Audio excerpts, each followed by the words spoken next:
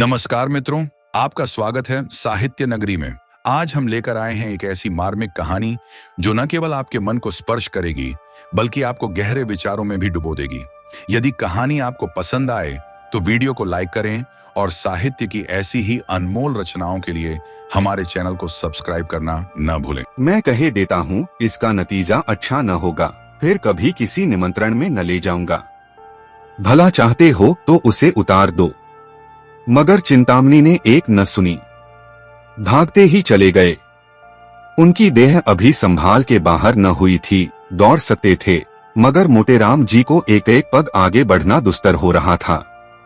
भैंसे की भांति हांफते थे और नाना प्रकार के विशेषणों का प्रयोग करते दुल की चाल से चले जाते थे। और यद्यपि प्रतिक्षण अंतर बढ़ता जाता था और पीछा न छोड़ते थे। अच्छी घुड़दौड़ थी। नगर के दो महात्मा दौड़ते हुए ऐसे जान पड़ते थे मानो दो गैंडे चिड़ियाघर से भाग आए हों। सैकड़ों आदमी तमाशा देखने लगे। कितने ही बालक उनके पीछे तालियां बजाते हुए दौड़े। कदाचित यह दौड़ पंडित चिंतामणी के घर पर ही समाप्त होती, पर पंडित मोटेराम धोती के ढीली हो जाने के कारण उलझकर गिर पड़े। चिंतामणी ने पीछे फिरकर यह दृश्य देखा तो रुक गए और फेकूराम से पूछा, क्यों बेटा, कहाँ निवता है? फेकू, बता दें तो हमें मिठाई दोगे न? चिंता, हाँ दूंगा, बताओ। फेकू, रानी के यहाँ।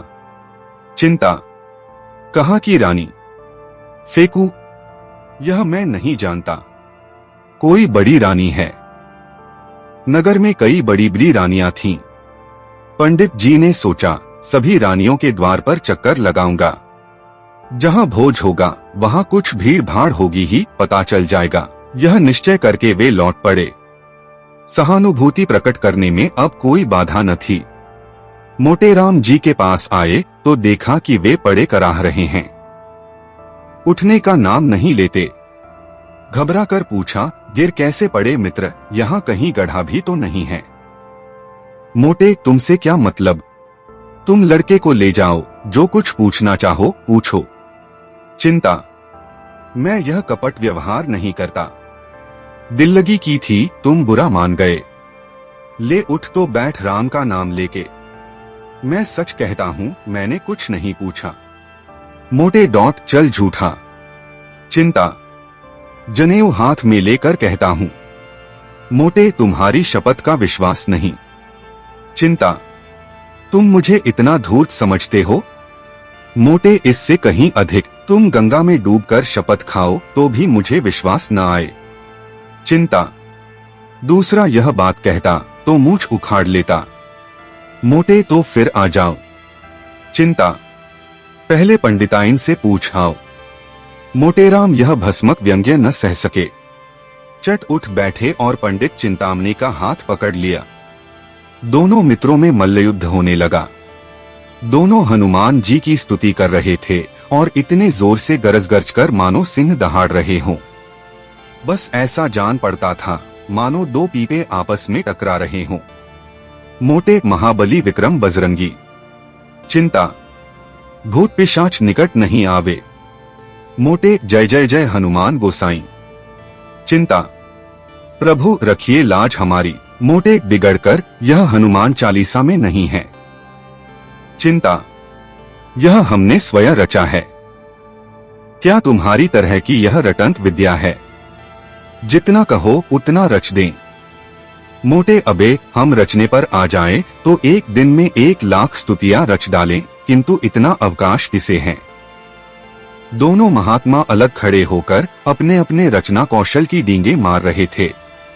मल्लयुद्ध शास्त्रार्थ का रूप धारण करने लगा, जो विद्वानों के लिए उचित है। मैं कहे देता हूँ इसका नतीजा अच्छा न होगा, फिर कभी किसी निमंत्रण में न ले जाऊंगा। भला चाहते हो तो उसे उतार दो। मगर चिंतामणी ने एक न सुनी, भागते ही चले गए। उनकी देह अभी संभाल के बाहर न हुई थी, दौड़ सकते थे, मगर मोटेराम जी को एक एक पग आगे बढ़ना दुस्तर हो रहा था। भैंसे की भांति हांफते थे और नाना प्रकार के विशेषणों का प्रयोग करते दुल की चाल से चले जाते थे। और यद्यपि प्रतिक्षण अंतर बढ़ता जाता था और पीछा न छोड़ते थे। अच्छी घुड़दौड़ थी। नगर के दो महात्मा दौड़ते हुए ऐसे जान पड़ते थे मानो दो गैंडे चिड़ियाघर से भाग आए हों। सैकड़ों आदमी तमाशा देखने लगे। कितने ही बालक उनके पीछे तालियां बजाते हुए दौड़े। कदाचित यह दौड़ पंडित चिंतामणि के घर पर ही समाप्त होती, पर पंडित मोटेराम धोती के ढीली हो जाने के कारण उलझकर गिर पड़े। चिंतामणि ने पीछे फिरकर यह दृश्य देखा तो रुक गए और फेकूराम से पूछा, क्यों बेटा, कहाँ निवता है? फेकू, बता दें तो हमें मिठाई दोगे न? चिंता, हाँ दूंगा, बताओ। फेकू, रानी के यहाँ। चिंता, कहाँ की रानी? फेकू, यह मैं नहीं जानता। कोई बड़ी रानी है। नगर में कई बड़ी बड़ी रानियां थीं। पंडित जी ने सोचा, सभी रानियों के द्वार पर चक्कर लगाऊंगा। जहां भोज होगा वहां कुछ भीड़ भाड़ होगी ही, पता चल जाएगा। यह निश्चय करके वे लौट पड़े। सहानुभूति प्रकट करने में अब कोई बाधा न थी। मोटेराम जी के पास आए तो देखा कि वे पड़े कराह रहे हैं, उठने का नाम नहीं लेते। घबरा कर पूछा, गिर कैसे पड़े मित्र, यहाँ कहीं गड्ढा भी तो नहीं है? मोटे, तुमसे क्या मतलब? तुम लड़के को ले जाओ, जो कुछ पूछना चाहो पूछो। चिंता, मैं यह कपट व्यवहार नहीं करता। दिल लगी की थी, तुम बुरा मान गए। ले उठ तो बैठ राम का नाम लेके। मैं सच कहता हूं, मैंने कुछ नहीं पूछा। मोटे डॉट चल झूठा। चिंता, जनेऊ हाथ में लेकर कहता हूं। मोटे, तुम्हारी शपथ का विश्वास नहीं। चिंता, तुम मुझे इतना धूर्त समझते हो? मोटे, इससे कहीं अधिक। तुम गंगा में डूबकर शपथ खाओ तो भी मुझे विश्वास न आए। चिंता, दूसरा यह बात कहता तो मूंछ उखाड़ लेता। मोटे, तो फिर आ जाओ। चिंता, पहले पंडिताइन से पूछ आओ। मोटेराम यह भस्मक व्यंग्य न सह सके, चट उठ बैठे और पंडित चिंतामणि का हाथ पकड़ लिया। दोनों मित्रों में मल्लयुद्ध होने लगा। दोनों हनुमान जी की स्तुति कर रहे थे और इतने जोर से गरज गरज कर मानो सिंह दहाड़ रहे हों। बस ऐसा जान पड़ता था मानो दो पीपे आपस में टकरा रहे हों।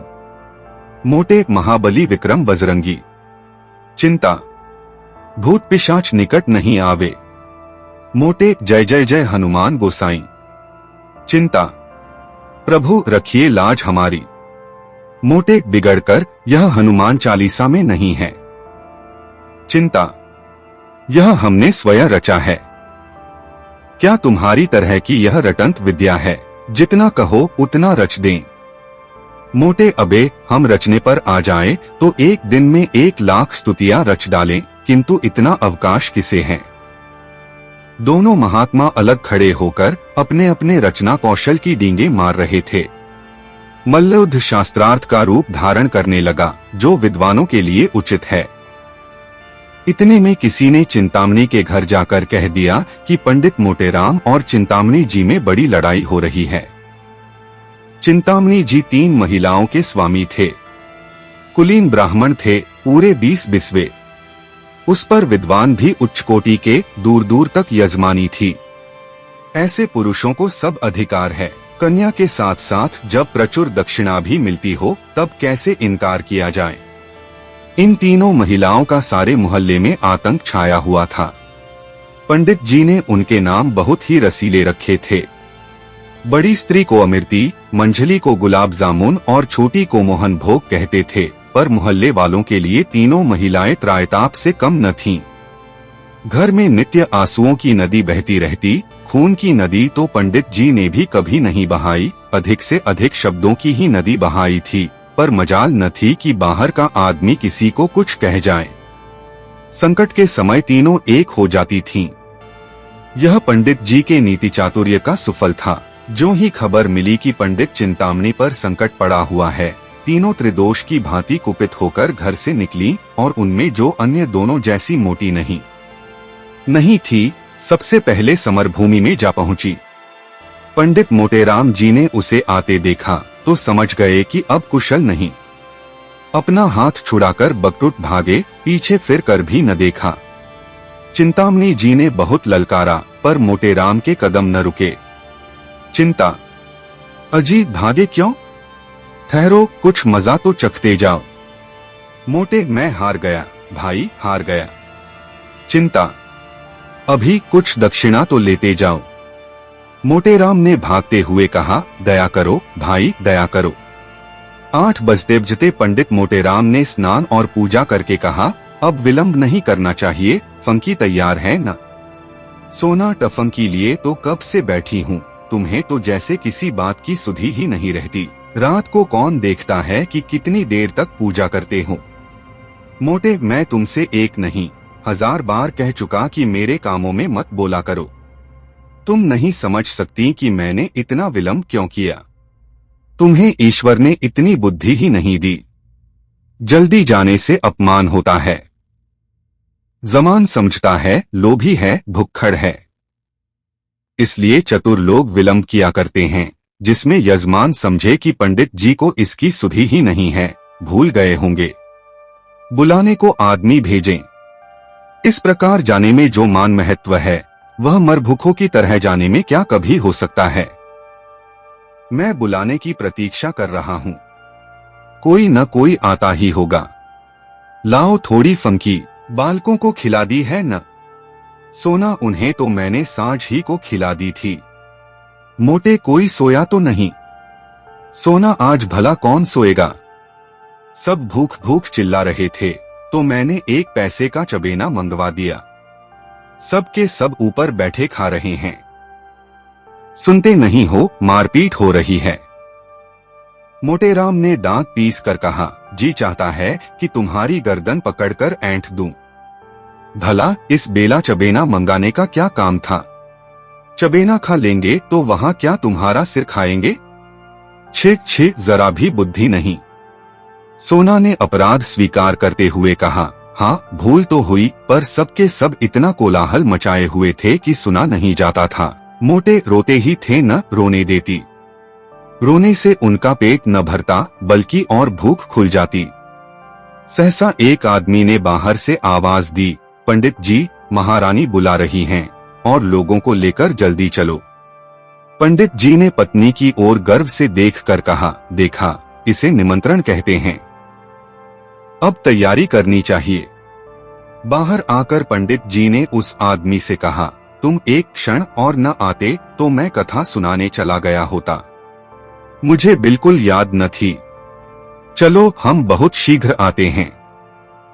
9 बजते बजते पंडित मोटेराम बालगोपाल सहित रानी साहब के द्वार पर जा पहुंचे।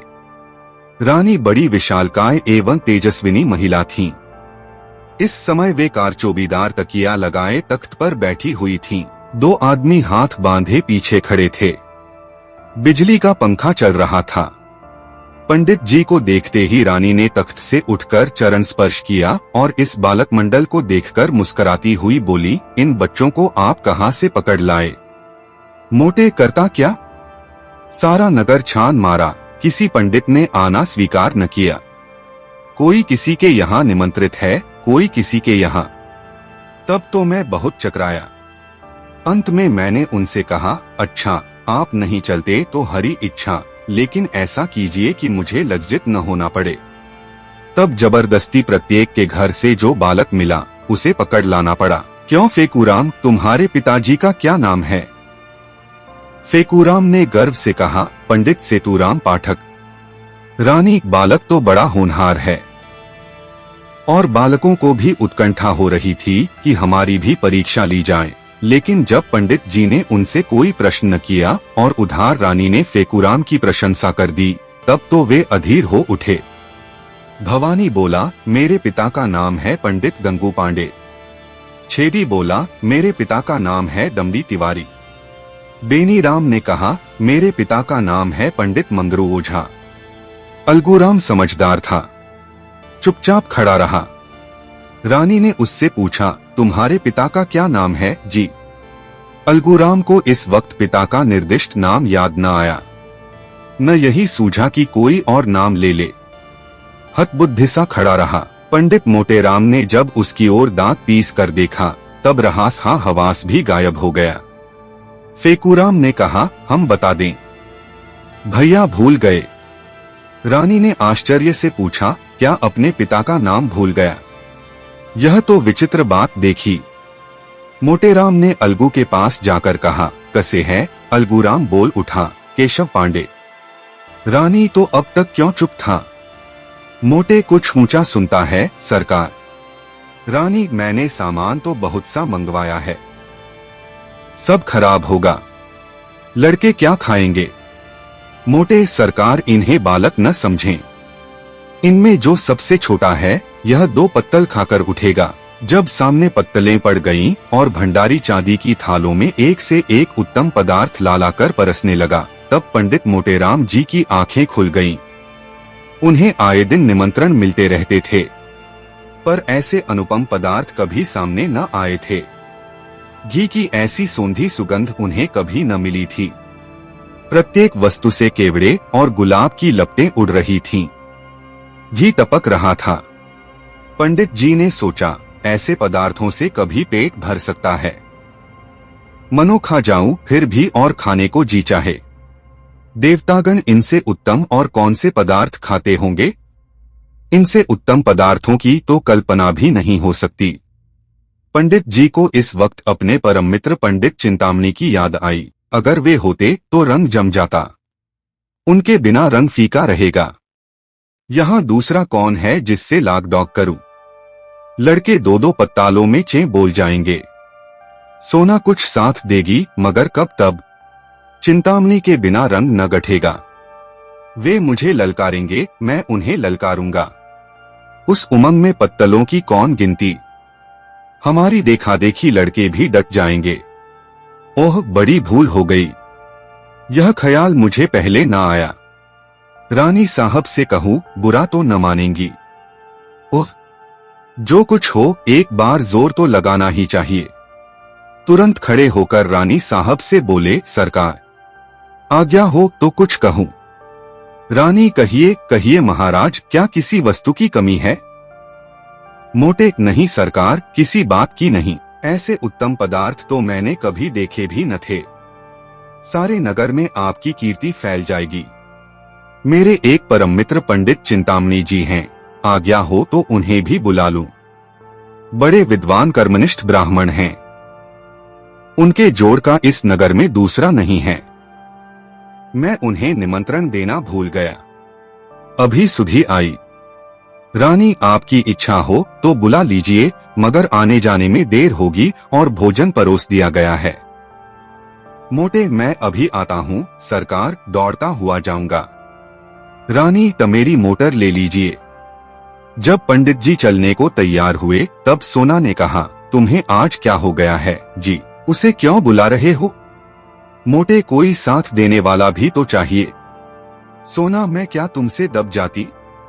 पंडित जी ने मुस्कुराकर कहा, तुम जानती नहीं, घर की बात और है, दंगल की बात और है। पुराना खिलाड़ी मैदान में जाकर जितना नाम करेगा,